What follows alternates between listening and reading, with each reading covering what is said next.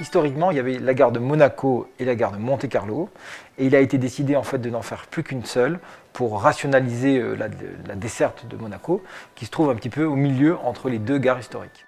Je m'appelle Fabrice Morénan, je suis le directeur général de SNCF Hub et Connexion, la filiale du groupe SNCF qui gère la gare de Monaco-Monte-Carlo. C'est une gare qui est très étonnante, puisqu'en fait c'est une gare qui est souterraine, puisqu'elle est dans la roche, et vous avez 15 étages pour accéder à cette gare.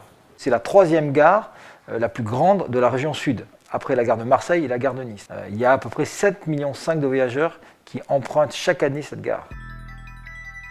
Le principal enjeu, c'est que la gare est la porte d'entrée privilégiée pour l'ensemble à la fois des gens qui viennent travailler chaque jour à Monaco, mais aussi pour les millions de touristes qui viennent visiter la principauté. Vous pouvez leur présenter une offre culturelle et ça permet de toucher un public que vous ne toucheriez pas ou qui ne va pas forcément dans les musées. Une de nos ambitions, c'est justement de multiplier les expositions culturelles, en lien également avec la programmation très riche que vous avez en principauté, et de faire écho à ce qui se passe en Monaco et le mettre également dans la gare. La gare est une destination parce que les gens bientôt iront en gare non plus pour prendre simplement leur train, mais simplement pour aller déguster un café, profiter de la vue parce que vous avez une magnifique vue de la terrasse de la gare de Monaco, regarder une exposition. Par définition, une gare est écologique. Elle permet l'accès par le mode le plus durable et le plus décarboné qu'est le train.